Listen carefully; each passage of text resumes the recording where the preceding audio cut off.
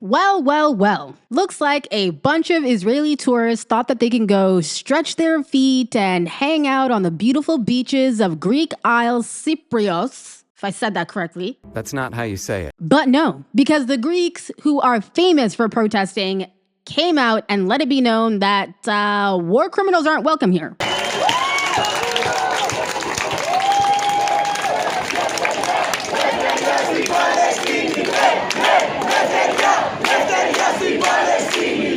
Because we all know what you're taking a break from. Blowing up buildings unnecessarily, starving children, protecting settlers as they go and bomb people's homes and break into homes and kill sheep and kidnap kids. All of the disgusting stuff. We saw the pro-rape protests, all that stuff. Nobody wants people taking a vacation from that, chilling in their homeland. They don't want your money. They don't want your association. They just don't want you there.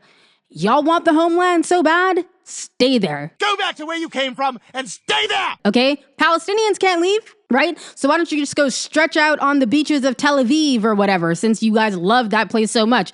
I'm so proud of the Greeks for doing this. 1,600 passengers on a Israeli cruise ship could not disembark because around 100 to 300, reports vary, protesters were there waving the Palestinian flag, screaming, "Free Palestine." Unsurprisingly, the Israelis on board the cruise ship were heard screaming things like, "May your villages burn." You're not the victim here! Because that's normal for them, right? That is the society that they're coming from, where they kind of say things like that. And there are videos upon videos upon videos of Israeli tourists going to other countries and acting an absolute fool. They go to these countries, the ones that have served in the IDF, who are just so desensitized to what life might be like outside their bubble where they are so superior, they just forget.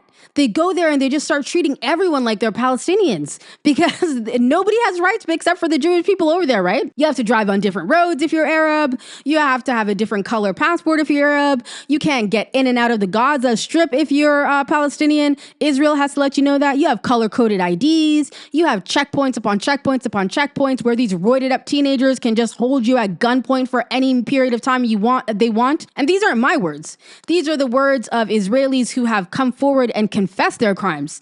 Some of the women have even said that I have to be even more brutal at the checkpoints to show that I can roll with the big dogs when the guys are there watching me. Disgusting behavior. And then they think they can just do all of that stuff and think, you know what? I just got to clear my head before I go back to more genocide. Let me just go to Greek and just get some euros or whatever the fuck. Are you kidding me? This guy don't sit right with me, Lois. He don't sit right with me. I'm glad Greece told them hell no. And there have been statements put out by ministers in Greece. Oh my God, we don't support this anti-Semitism. Please come spend your money here. This is emblematic of things that are happening all over the world. Our governments are so hardcore simping for Israel, but the people are not with it. And it is important for us to see those kinds of things because it doesn't matter what our governments say on stage, the pussyfooting, all of that stuff. Israel has a right to defend themselves. No, they don't. Just as I would not have the right to defend myself in a home that I broke into. It just makes no sense. These people just keep repeating stuff. You're an occupier. How can you have the right to defend yourself? You cannot, on the one hand, acknowledge that Palestine is being occupied, and then on the other hand, say the occupier has the right to defend themselves. But when the occupied try to do something to defend themselves, it's terrorism. And don't try to make this seem like I'm out here supporting Hamas or whatever. I'm just looking at the facts. And the fact seems to be that if the occupied try to rise up and shed some blood and fight for their rights, they're called terrorists. But you can have a 2-year-long genocide aired on every platform in the world, and people have a moral quandary about it, but they have sanctions for artists who want to scream death to the IDF. This is the world that we're living in. This is the world that the Greeks are tired of, that we're all tired of.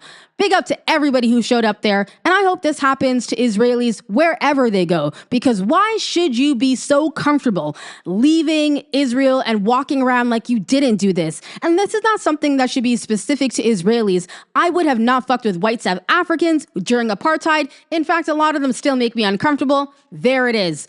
I would not mess with the Nazis during World War II because fuck you and your concentration camps and whatever kind of Aryan nation you're trying to build. It's not right, no matter who's doing it. And that's what the Palestinians want people to understand too. If it were Chinese people who were occupying them, they'd hate the Chinese, right? If it were German people occupying them, they'd hate the German. So on down the line. But it happens to be Israeli Jews who are occupying them. And so they rightfully have a beef with these people. It's not anti-Semitic. It is just the facts on the ground as they are. And this late into the game, who cares about political correctness anymore, man? This late into the game, people are still talking about 50,000.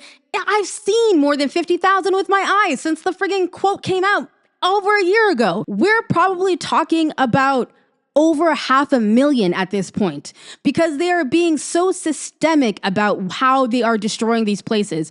Move you to this place to the north, and then I'm going to entirely destroy the south. Move you to the south, I'm going to entirely destroy the north, and then I'm going to pick you off in between. We've seen the death toll from just this stupid scam agency that's over there, Global Gaza Health Fund, whatever they're calling themselves, the GHF. We've seen the numbers from people who are just dying trying to get food. There is nothing that they can hide behind. There is no Hasbara strong enough that can actually help them escape the truth.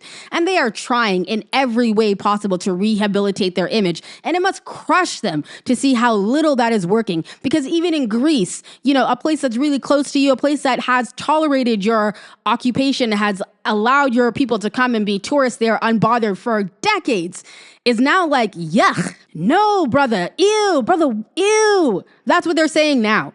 Good for them. Toronto, where I live, was full of Israeli tourists, and nothing happens to them here. Nothing.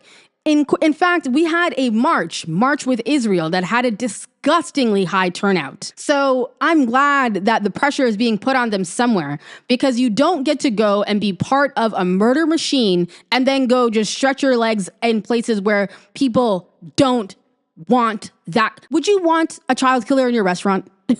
Would you want them in your store buying pants from you? Would you want to be talking about like, oh, it's this much a kilo or that much a kilo, looking to their eyes, having to exchange money with them, knowing what those hands have been doing? Like, do you want that experience? Probably not if you're a decent person. And we have the right to not want that experience. It's not our fault that our governments are completely ignoring international law.